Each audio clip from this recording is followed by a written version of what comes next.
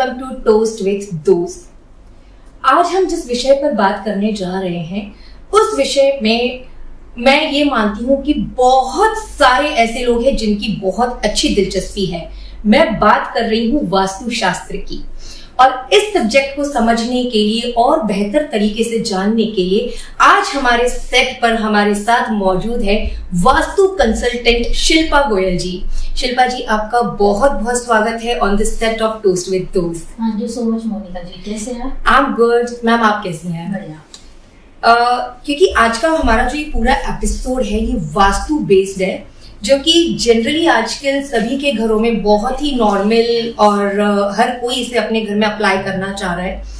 तो जैसे कि हमारा आज का मैं सबसे पहला अगर मैं आपसे एक बुनियादी सवाल करना चाहती हूँ। बहुत भारी शब्द है बुनियादी सवाल, लेकिन हमारे दोस्तों के लिए, हमारे व्यूअर्स के लिए एक जनरल भाषा में मैं जानना चाहूंगी शिल्पा जी कि वास्तु आखिर है क्या, और अगर वास्तु है वो वाकई में कई लोगों के दिमाग में होता है ना कि यार हमें बता दिया टिप है, तो जो उनके दिमाग का लॉजिक है कि ये कैसे काम करता है और इसके पीछे क्या साइंस है। मोनिका जी, सबसे पहले तो मैं आपको ना एक बड़ी ही बेसिक चीज बताती हूँ। वास्तु हमारा सबसे पुराना एक शास्त्र है, ठीक है। अब सेकेंडली जो चीज आती है ना, ये सब एनर्जीज के ऊपर बेस्ड है। आप मानते हैं हमारे ऋषि मुनि बहुत इंटेलिजेंट है जी। अब सबसे बड़ी बात ये होती है कि उन्होंने जब ये शास्त्र लिखा, उन्होंने हमारे अर्थ की एनर्जीज को समझा जी। उन्होंने हम आज से हजारों साल पहले ये आइडेंटिफाई कर लिया कि नॉर्थ पोल कहाँ है, साउथ पोल कहाँ है, राइट। अब उसके बेस पे उन्होंने हमें घर के सारे डायरेक्शन समझा दिए जी। अगर हम उन डायरेक्शंस को फॉलो करते हैं, हम उनकी एनर्जीज को फॉलो कर रहे हैं। अगर हम एक चीज, एक पर्टिकुलर एनर्जी को अपोजिट डायरेक्शन में रखेंगे तो नेगेटिव इम्पैक्ट देगा, अगर उसी को सेम डायरेक्शन में रखेंगे तो पॉजिटिव इम्पैक्ट देगा। ये बेसिक लॉजिक है वास्तु का। ठीक है। इसी को हम अगर और इलैबोरेट करें तो हमने डायरेक्शंस डिवाइड कर दी। पहले 4 डायरेक्शन से 8, फिर 16, फिर 32, फिर 43, ऐसे डायरेक्शंस डिवाइड हो जाती है। तो और स्पेसिफिक हो गया कि हमें इस डायरेक्शन में ये एनर्जी से इसको इस तरह यूज करना है। ये होता है बेसिक वास्तु। मतलब मींस एनर्जी बहुत ज्यादा अफेक्ट डालती है वास्तु पे। हम अगर देखें तो हमारा जो नॉर्थ पोल साउथ पोल है, मैग्नेटिक एनर्जीज है। मैग्नेटिक एनर्जी, तो अगर हम उस मैग्नेटिक एनर्जी से अपने आप को अलाइन करेंगे तो पॉजिटिव फील करेंगे, अपोजिट अलाइन करेंगे तो नेगेटिव फील करेंगे। तो यही एक बेसिक एनर्जी बैलेंस जो हमें मेंटेन करना होता है अपने घर में, to get the best energies, best results. कुछ एक ऐसा खास टिप कि हम पॉजिटिव एनर्जीज को कैसे अट्रैक्ट करें। सबसे बड़ा जो प्रॉब्लम मेरे को लगता है जब मैं वास्तु करने जाती हूँ कि लोगों को ना बहुत ज्यादा मिथ है डायरेक्शंस को लेके, उनको क्लैरिटी नहीं है। मतलब अब आजकल 100 वीडियोस हैं हम यूट्यूब पे, सबने सब कुछ देखा है, सबने सब कुछ समझने की कोशिश करी है। अब आप मानते होंगे आधा ज्ञान हमेशा हार्मफुल होता है, राइट। यही एक लॉजिक है जो मैं आपको कहती हूँ कि जब तक आप प्रॉपर उसको नहीं समझते वास्तु करने का कोई यूज नहीं है। इसीलिए किसी को रिजल्ट पॉजिटिव मिलता है, किसी को नेगेटिव मिलता है, राइट। तो जैसे कि आपने बताया है कि पुराने समय से, पुरानी काल से ये जो वास्तुशास्त्र है, वास्तुशास्त्र की विद्या चली आ रही है। आपको कितना समय हो गया वास्तु फील्ड में कंसल्टिंग? मुझे लास्ट 6 साल हो गए वास्तु में करते हुए जी। अब लास्ट 6 साल में मैं सही बताऊं तो शुरू में मुझे भी बहुत हिचक होती थी समझने में, करने में, क्योंकि हम उस जनरेशन से हैं जहाँ पे हमने वेस्टर्न कल्चर बहुत ज्यादा अपना लिया था। हम हमारे पहली जनरेशन पूछे तो उन्हें फिर भी वास्तु के बारे में बहुत कुछ पता होगा। हमने देखा होगा पंडित जी घर पे आके बोलते जी नॉर्थ ईस्ट में मंदिर होना चाहिए। कैसे पता है? हमारे शास्त्रों में लिखा है, पर हम अब वो सब भूलते जा रहे हैं। तो मुझे भी बहुत हिचक हुई थी समझने में, करने में, लेकिन ये बेसिक नॉलेज है जो हमारे अपने पेरेंट्स से कहीं ना कहीं आती है और उसको सीखने के एक इंटरेस्ट था, बस वही एक रीजन है। मतलब एक इंटरेस्ट आपको इस वास्तु फील्ड में खींच कर लाया है। For sure. और मैं कहूँगी बचपन का इंटरेस्ट है, क्योंकि हमने अपने पेरेंट्स को, अपने ग्रैंड पेरेंट्स को इन सबको फॉलो करते हुए देखा था। तो कहीं ना कि ऐसी क्या एनर्जीज है या ऐसी क्या चीज है जो एक योग बनता है, या एक डायरेक्शन बहुत अच्छी हो गई, एक डायरेक्शन बहुत बुरी हो गई। वो इंटरेस्ट कहीं ना कहीं बचपन का था जो फाइनली आफ्टर मैरिज मेरे शायद हस्बैंड ने, मेरी मदर इन लॉ ने डिस्कवर किया और उन्होंने कहा जब तुझे इंटरेस्ट है तो why not you start of. Wow. तो क्योंकि मेरा आपसे अगला क्वेश्चन भी यही था कि बीइंग फैमिली लेडी, बीइंग क्योंकि आप एक होम मेकर भी हैं साथ के साथ, ठीक है, एक फैमिली से आप बिलोंग करती हैं, तो अपनी पर्सनल लाइफ को और प्रोफेशनल लाइफ को आप कैसे बैलेंस करती हैं? सबसे बड़ी बात ना, इसमें फैमिली बहुत इंपॉर्टेंट रोल प्ले करती है। स्पेशली मैं बात करूँ, मेरी मदर इन लॉ इतनी सपोर्टिव हैं कि वो हमेशा इंकरेज करती हैं कि ना आप क्यों नहीं कर रहे जी। मतलब आप मानेंगे नहीं, इस पॉडकास्ट पे भी उनका इतना ज्यादा प्रेशर था या इतना ज्यादा एंथुसियाज्म था कि वो हर चीज में बहुत स्पेसिफिकली शिल्पा ऐसे ही होना चाहिए, ऐसे करो, मतलब एक एडवाइस भी, क्योंकि वो खुद एक प्रोफेशनल लेडी है तो वो बहुत फर्क पड़ता है उस चीज का। एंड सी अगर मैं प्रोफेशनली कर रही हूँ तो कहीं ना कहीं बैक एंड पे कोई ना कोई फैमिली सपोर्ट चाहिए ही चाहिए, Right. तो उस चीज में मेरी मदर इन लॉ का बहुत बड़ा सपोर्ट है। How sweet, you are such a blessed bird, I must say. Touch wood. I am blessed with such a support. Very nice. तो शिल्पा जी, हम जैसे बात कर रहे थे कुछ पौराणिक कथाओं में भी वास्तु का बहुत अच्छे तरीके से मेंशन किया गया है। तो क्या वास्तु की अगर हम जब बात करते हैं, कुछ ऐसी माइथोलॉजिकल फैक्ट्स, लॉजिक, मैं आपको कहानियां बताती हूँ। हाँ। चलिए, वास्तु पुरुष कौन है? वास्तु पुरुष वो इंसान है, जब हम अपने घर का निर्माण करते हैं तो सबसे पहले उसकी पूजा होती है। क्या वास्तु पुरुष? हाँ। अच्छा। क्या हमें पता है वास्तु पुरुष क्या होता है? नहीं। ब्रह्मा जी के दैतिक पुत्र हैं वास्तु। अच्छा। अब उनके अंदर एक बहुत अच्छी या बुरी बात कह सकते हैं कि वो बहुत खाते थे, तो उन्होंने कई प्लैनेट्स अपने अंदर ले लिए, जिससे परेशान होकर देवताओं ने उनसे कहा, ब्रह्मा जी से निवेदन किया कि क्या करें। तो ब्रह्मा जी ने उन्हें उल्टा लेटा दिया पृथ्वी में और ये कहा जब भी कोई नया घर बनेगा तो सबसे पहले आपकी पूजा होगी। अब उसके ऊपर 45 देवता विराजमान करा। इसीलिए सबसे पहले हम अगर बात करें कोई घर का निर्माण होता है, सबसे पहले वास्तु पुरुष की पूजा होती है जी। अब दूसरे इंसिडेंट में आपको बताऊं, अगर आपने सुना होगा द्वारका के बारे में, वो भगवान कृष्ण जी ने जब अपनी द्वारका बनाई तो उन्होंने पूरा वास्तु के हिसाब से निर्माण करवाया था। अच्छा। ताकि वहां पे संपत्ति रहे, समृद्धि रहे, एंड वो हुआ जी। तो ये एक दो कथाएं जो हमें हमारे पुराने से मिलती हैं, जिससे हमें पता लगता है कि वास्तु इतना पुराना है। तो शिल्पा जी, जब आपने बात यहाँ पे एक निर्माण की है, तो जनरली हम लोग सुनते हैं या जो जितना एक बेसिक नॉलेज होता है कि जब हम एक घर का कंस्ट्रक्शन कर रहे होते हैं तो जो घर का मुख्य द्वार है, मेन डोर है, वो दक्षिण दिशा, साउथ की ओर नहीं होना चाहिए। इज इट अ मिथ और there is something like logic behind? मैं आपको छोटी सी एक चीज पूछती हूँ, आपने रामायण सुनी होगी? जी बिल्कुल। आपने ये सुना होगा जो रावण था वो दक्षिण दिशा से था। अब वो कितना रिच था, कितना इंटेलिजेंट था, है कि नहीं है? तो अब आप ये बताइए कैसे दक्षिण दिशा खराब हो सकती है? यस, मैं मानती हूँ दक्षिण दिशा में कुछ द्वार हैं जो खराब हैं, लेकिन इसका मतलब यही नहीं है कि हम पूरी दक्षिण दिशा को खराब करेंगे। अच्छा। अब हम जब कंस्ट्रक्शन कराते हैं तो हमें बस एक चीज ध्यान रखनी चाहिए कि जब हमारा मेन एंट्रेंस डोर है वो S6, S7, S8 में नहीं होना चाहिए। बाकी कोई भी दिशा हो, साउथ की दिशा वो बहुत अच्छी है। अब प्रॉपर साउथ की दिशा तो मतलब मैं ये मानती हूँ कि वो जितना अमीर बना सकती है शायद कोई और दिशा बना भी नहीं सकती। Really? यस। ये मिथ बहुत बड़ा है जो मतलब मुझे लगता है कई पंडितों ने फैला रखा है, लेकिन मैं ये मानती हूँ बीइंग एन वास्तु कंसल्टेंट कि दक्षिण दिशा एक पर्टिकुलर प्रॉपर साउथ दिशा बहुत अच्छी है। यस, S6, S7, S8 तीन द्वार ऐसे जिसमें हमें अपना कंस्ट्रक्शन का घर पे द्वार नहीं होना चाहिए, रेस्ट एवरीथिंग इज गुड। मतलब इसके लिए बहुत अच्छी जनरल नॉलेज हमें होनी चाहिए कि अगर हम साउथ दिशा को ऑप्ट करते हैं तो हमें प्रिसाइसली देखना है। बस ये है कि कोई एक अच्छा ग्रिड बना सके लेआउट पे वास्तु कंसल्टेंट, तभी हम दक्षिण दिशा में। अच्छा शिल्पा जी, अब जो मैं आपसे सवाल करने वाली हूँ, मैं बाकियों के बारे में तो क्या कहूँ कि मेरे भी दिमाग में सबसे पहले यही आता है कि जब बोलते कि यार कुछ वास्तु चेंजेस कराने हैं घर के अंदर, but when it comes to reality तो दिमाग में सबसे पहले ये आता है कि यार अगर मैं वास्तु चेंजेस कराऊंगी तो घर के अंदर एक बड़ी तोड़ फोड़ होगी। तो क्या कुछ ऐसा भी तरीका है कि विदाउट एनी डिमोलिशन, कि बिना तोड़ फोड़ के कुछ चीजें हो सकती है? पॉइंट ऑफ व्यू समझ सकती हूँ क्योंकि मेरे पास ऐसे कई क्लाइंट्स आते हैं ना, मुझे ना तोड़ फोड़ नहीं करानी, वैसे कुछ चेंजेस बता सकती हूँ।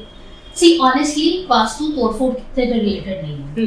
बेसिकली अगर आप छोटी छोटी रेमेडीज करेंगे तो आपका वास्तु ठीक हो सकता है। यस, एक दो जगह है जैसे नॉर्थ ईस्ट का टॉयलेट है वो हम नहीं चेंज कर सकते, उसमें हम कोई रेमेडी नहीं कर सकते, वो हमें डेफिनेटली तोड़वाना पड़ता है। रेस्ट कोई भी छोटा मोटा वास्तु हो, ये बड़ा भी हो, तो हम नॉर्मल छोटी सी रेमेडीज पिरामिड से ठीक कर सकते हैं। ओके, मतलब ये भी दिमाग में लोगों के जो रहता है कि बड़ी तोड़फोड़ से ही वास्तु। नहीं, ये बहुत बड़ा मिथ है, बहुत बड़ा। रियली मैं यही बात आपको सही में मतलब आप इजीली अपने घर का वास्तु करा सकती हूँ बहुत आराम से।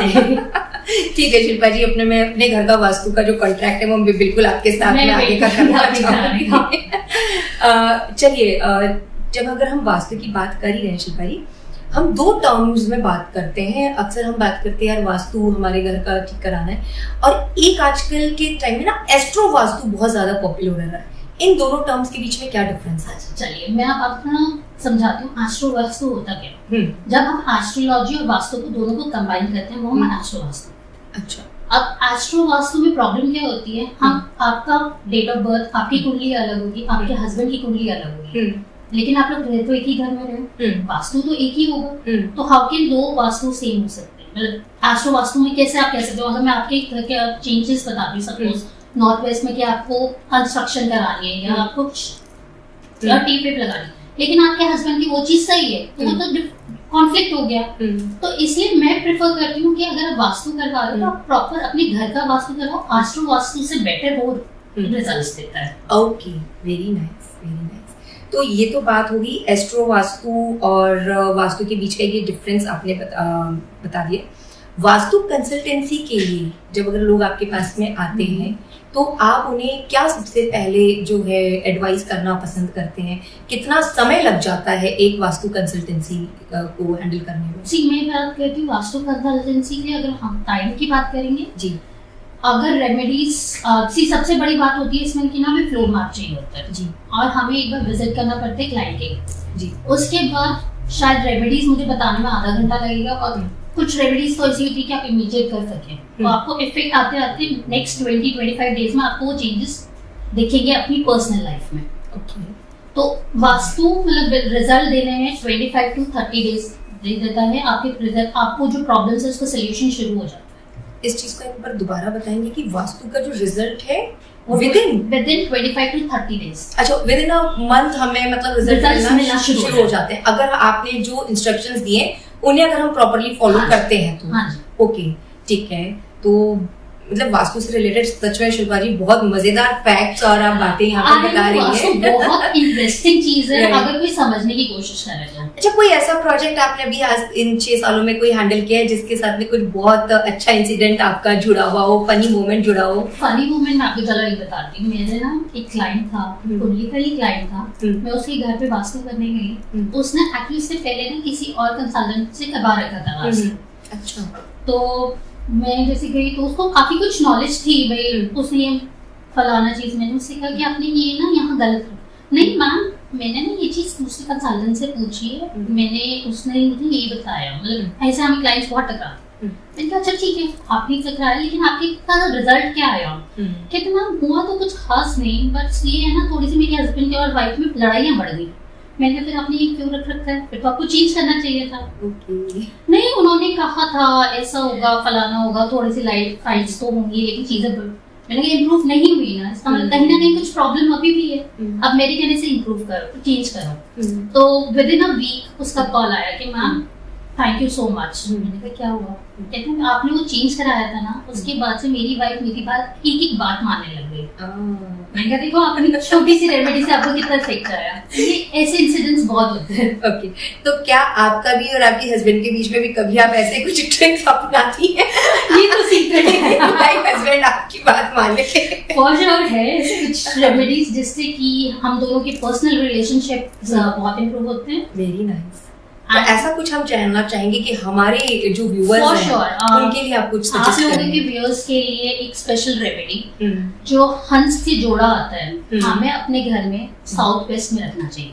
साउथ वेस्ट में रखना चाहिए, ओके। ये एक सबसे सिंपल रेमेडी है, क्योंकि मैं ये मानती हूँ हंस का जोड़ा क्यूपिड अगेन लव बढ़ाता है, and this helps in to improve the relationship between husband and wife. Very nice. तो एक ये छोटी सी रेमेडी जो टिप आप समझ लीजिए बस। तो ये तो आपने हस्बैंड वाइफ के बीच का एक प्यार बढ़ाने का एक अच्छा बहुत सुंदर सा बहुत इजी वे आपने यहाँ पर बताया है। अब मैं बात करना चाहूंगी कि आज के टाइम में अगर हम देखते हैं ना तो बच्चे जो है वो बहुत ज्यादा अपनी चीजों को लेकर ना वो हो रहे हैं, जिद्दी हो रहे हैं, बचपन से कह लो चाहे छोटी उम्र से कह लो। तो क्या उनकी एक डिसिप्लिन लाइफ के लिए आप कुछ टिप देना चाहेंगी? अगर बच्चों की डिसिप्लिन लाइफ बनानी है तो सबसे बड़ी बात हमें वेस्ट ऑफ साउथ वेस्ट में ना बच्चों को बच्चों की बुक्स रखनी स्टार्ट करनी चाहिए। Okay. West of south west हमारा एक वो वाला जोन है जो सेविंग जोन होता है। तो अगर हम बुक्स रखेंगे ना, बच्चे बुक्स में इंटरेस्टेड ज्यादा होंगे। जब बुक्स में इंटरेस्टेड होंगे तो ऑब्वियसली वो जो डिस्ट्रैक्शंस है ना वो कम हो जाएंगे। South west, west of south west, west of south west. I know थोड़ा कंफ्यूजिंग है, लेकिन यस ये एक डायरेक्शन है जो वेस्ट और साउथ वेस्ट के बीच की पड़ती है। Okay, west of south west. सुनने में थोड़ा कॉम्प्लिकेटेड लगता है, बट जब हम करते हैं तो वो इजी वे में हो जाता है। ये मतलब बहुत छोटी सी रेमेडी है बच्चों के लिए, बट बच्चे डेफिनेटली डिसिप्लिन हो जाते हैं। ठीक है। और शिल्पा जी, ये तो हो गया हमारे वास्तु के ऊपर बहुत सारी बातें। वास्तु के अलावा और किस सब्जेक्ट्स में और किस फील्ड में आप इंटरेस्ट रखती हैं? सी मैं एक न्यूमरोलॉजिस्ट हूँ, एट द सेम टाइम मैं पामिस्ट्री भी जानती हूँ, and astrology is my second forte. Oh, ठीक है। पामिस्ट्री की बात करनी तो प्लीज बताइए मेरे हाथ में क्या लिखा है? सी आपके हाथ में जो सबसे अच्छी बात है ना, आपका शुक्र पर्वत बहुत स्ट्रांग है। अच्छा। एंड सेकंडली आप बहुत एडजस्टिंग नेचर की हैं। एम आई राइट? बिल्कुल 100%। ये आपके हाथ में लिखा है। एंड इफ आई से आपके पास सपोर्ट सिस्टम बहुत स्ट्रांग है। And that's also very true. शायद thank God, touch wood, and you will soon get lot of money, don't worry. बस जो सुनना था वो आपने सुना दिया। नहीं, thank you so much Shilpa ji. सच में आज का ये जो एक वास्तु के ऊपर ये इतना बहुत रियली मैं चाह रही थी कि हमारे दर्शकों को एक आम भाषा में एक आम जनरल नॉलेज में वास्तु के बारे में पता चले, वो आज आपने इस सेशन में बताया है। अच्छा शिल्पा जी, मैंने एक बहुत इंटरेस्टिंग आपसे सवाल करना चाहूंगी कि नाउअडेज स्टार्टअप्स को लेके हमारा यूथ है या होम मेकर्स भी हैं, जो लेडीज भी हैं, वो बहुत ना इंटरेस्ट ले रही हैं इन सब्जेक्ट्स में। चाहे मैं अगर एस्ट्रोलॉजी की बात करूँ या वास्तु की बात करूँ, तो आप हमारे बिगिनर्स को जो स्टार्टअप करना चाहते हैं, तो वो क्या ऐसी एडवाइस होगी या क्या ऐसे पॉइंट्स होंगे कि आप उन्हें सजेस्ट करना चाहेंगे कि इन पॉइंट्स के साथ आप वास्तु की स्टडी शुरू कीजिए? जब हम वास्तु की बात करते हैं ना, जैसे मैंने पहले भी आपको बताया, एनर्जीज है। अब हर कोई वास्तु नहीं कर पाता, it's only the chosen one. क्योंकि मैंने कई बार ऐसे भी लोग देखे हैं जो कोशिश करते हैं सीखने की और वो बीच में छोड़ देते हैं कि मैम मुझे समझ नहीं आ रहा। क्योंकि सी अगेन ये बहुत बड़ा साइंस और मैथ्स का कॉम्बिनेशन है, क्योंकि इसमें हम डिग्रीज लेते हैं, हम इसमें ग्रिड बनाते हैं, उसके बाद हम उसके ऊपर वर्क करते हैं, भाई हाँ कौन सी एनर्जी है, उस हिसाब से हम रेमेडीज बताएंगे या उस हिसाब से प्रॉब्लम्स आइडेंटिफाई।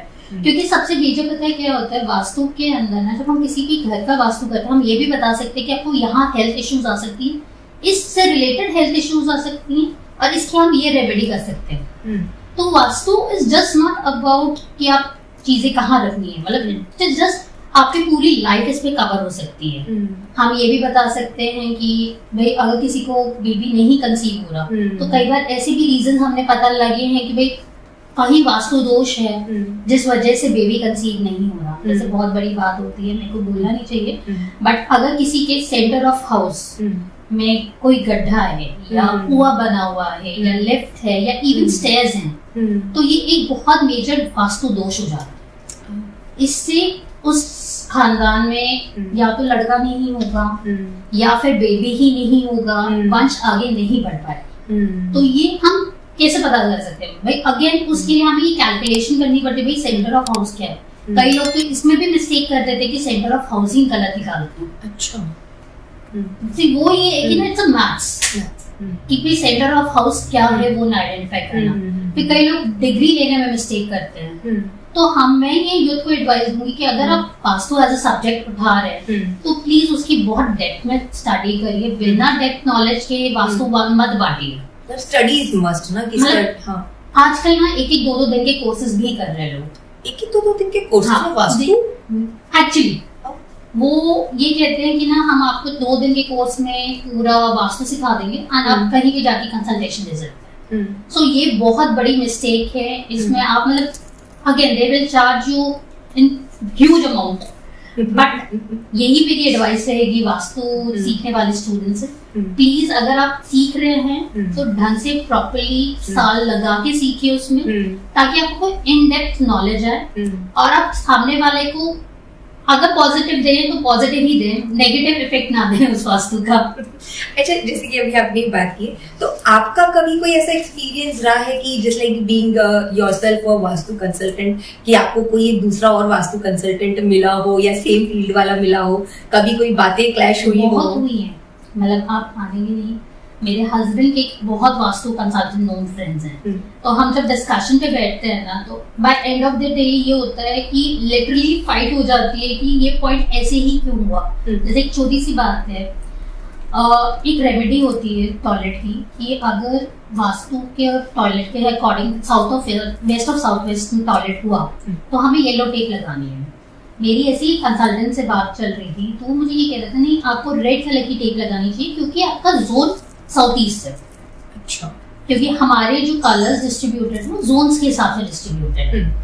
एंड मेरी उससे ये बहस की नेक्स्ट जोन हमारा जैसे वेस्ट आता है तो हमें उसका कलर लगाना चाहिए। इसका कोई कंक्लूजन नहीं निकला ऑनेस्टली बताऊं तो, बट हर किसी का अपना परसेप्शन है। मैं आपको यही समझाने की कोशिश कर रही थी कि वास्तु एक्चुअली वर्क के साथ साथ अपना परसेप्शन भी होता है। दोनों चीज सही है अपनी जगह, रेड कलर भी और येलो कलर भी, लेकिन अपना परसेप्शन जो आपको ठीक है तो वास्तु कंसल्टेंट के ऊपर। देखिए, ये आप दो कंसल्टेंट्स के बीच की बात थी, लेकिन अगर वहाँ पे बीइंग अ कस्टमर या मुझे अगर अपने घर का वास्तु सही करवाना और मैं वहाँ पे मौजूद हूँ तो मुझे नॉर्मल क्लाइंट को बहुत कंफ्यूजन है। बट बीइंग जो मैंने स्टडीज करी है, जो मैंने हम अगर नेक्स्ट जोन का कलर लगाते हैं तो वो ब्लॉकेज ज्यादा अच्छी रहती है रादर देन पीछे वाले जोन का। तो ये एक रीजन है कि मैंने येलो टेप सजेस्ट करती हूँ instead of red tape. Okay, तो यहाँ पे जब बात आपने टॉयलेट्स की और की है, क्योंकि जो कि घर का बहुत मेन इम्पोर्टेंट एरिया होता है। जब हम बात करते हैं ना, जब भी किसी भी वास्तु साइड की, हम बेसिकली 3 चीजें सबसे पहले देखते हैं। एक तो हम एंट्रेंस देखते हैं कि घर की एंट्रेंस क्या है, क्योंकि हम ये मानते हैं जब हम डोर खोलते हैं तो हम लक्ष्मी जी का आगमन कर रहे हैं जी। अगर वो जोन गलत होगा तो वो नेगेटिव एनर्जीज रिफ्लेक्ट करेगा एंड वहीं से लक्ष्मी जी चली जाएंगी। क्योंकि मैंने ऐसा भी देखा है कि लोगों ने, जैसे मैंने पहले बताया था, S6, S7, S8 की एंट्री गेट लेके वो अरबपति से रोडपति बन गए, क्योंकि बस उनका एंट्री गलत था। उन्होंने रेमेडी कर नहीं रखी थी, तो इसीलिए आती लक्ष्मी भी चली जाती थी। अच्छा, ये मेरे अपने वास्तु को अच्छी तरीके से प्रॉपर वे में अगर नहीं समझा जाए और गलत तरीके से यूज किए तो ये बैकफायर भी हो जाता है। तो इसीलिए सबसे इम्पोर्टेंट चीज होती है कि अगर हम जो रेमेडीज दे रहे हैं वो जोन के हिसाब से सही है कि नहीं है। सेकेंडली जो हम देखते हैं एंट्रेंस के बाद, हम देखते हैं किचन। यस, क्योंकि हम जो ऐसा खाएंगे हम वैसा बनेंगे। बिल्कुल, बिल्कुल। ये तो एनर्जीज जो किचन में जा रही हैं वो पॉजिटिव है, नेगेटिव है।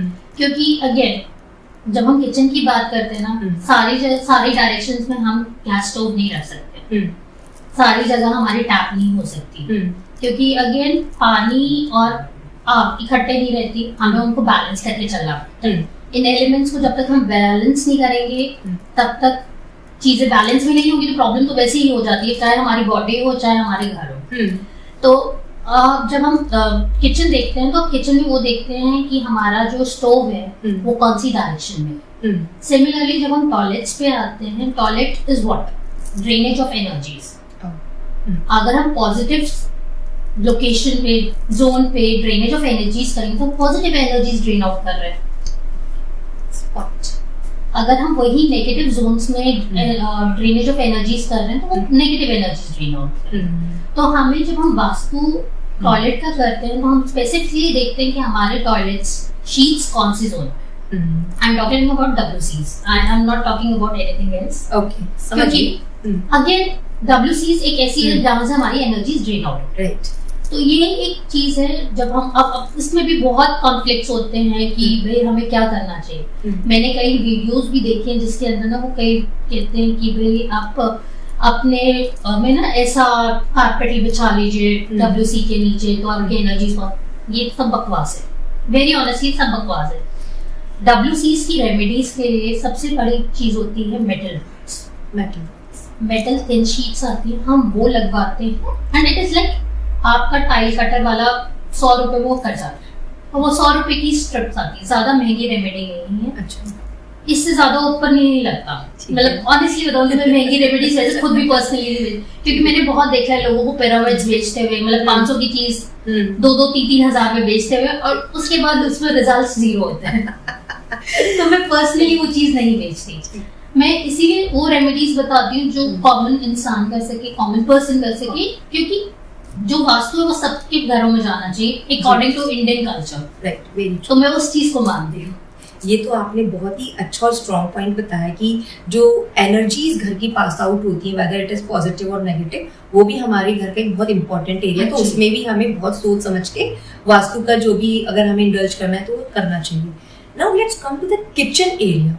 सी शिल्पा जी, मैं किचन एरिया के लिए आपसे इसलिए थोड़ा सा जानना चाहूंगी क्योंकि नाउअडेज ना ladies are like being as a working ladies, तो एक किचन एरिया में जाने के बाद लाइक आप जब एक घर बाहर से थकी हुई आती हैं और फिर किचन में जाके आपको कुछ कराना है, वो फ्रस्ट्रेशन जो होता है, तो उसको कैसे हम बैलेंस कर सकते हैं? किचन में ऐसी क्या रेमेडी कर सकते हैं? बहुत ज्यादा चीजें फर्क पड़ती है किचन के स्टोव की।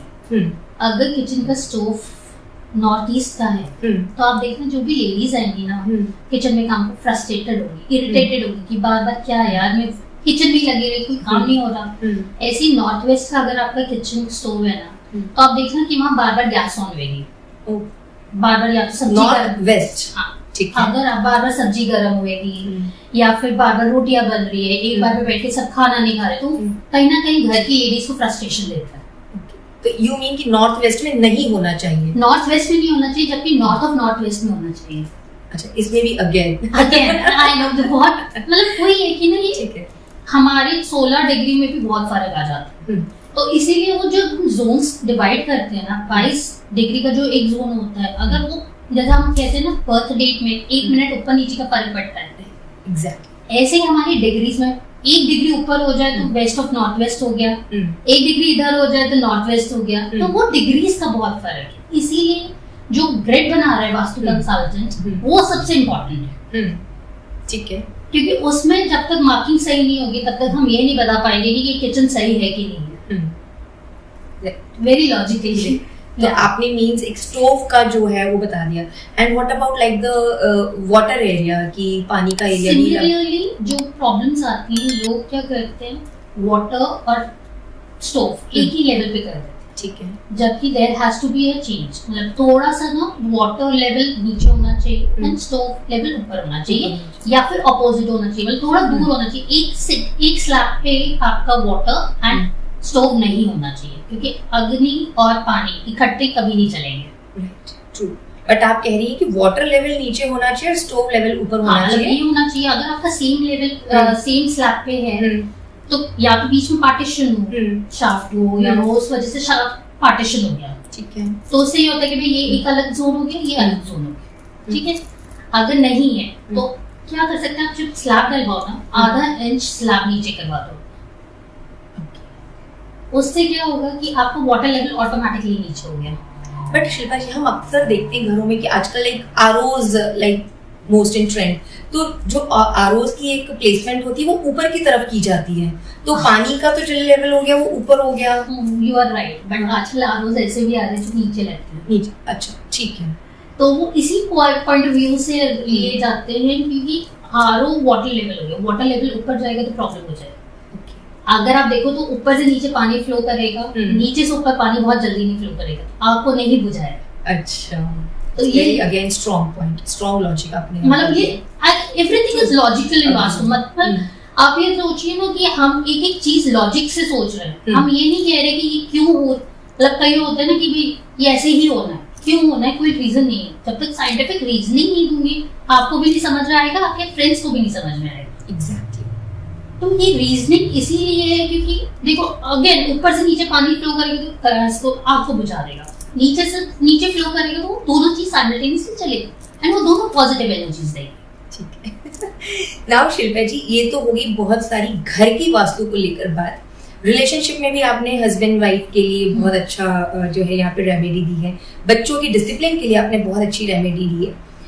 नाउ मैं एक रेमेडी यहाँ पे आपसे जानना चाहूंगी, जैसे कि आपने कहा कि आपकी मदर इन लॉ बहुत ज्यादा सपोर्टिव है, और आज के टाइम में, आज के दौर में हम लोग देखते हैं कि कई जगहों पर ना जो सबसे बड़ा कॉन्फ्लिक्ट होता है वो बिटवीन डॉटर इन लॉज और मदर इन लॉज के बीच में होता है।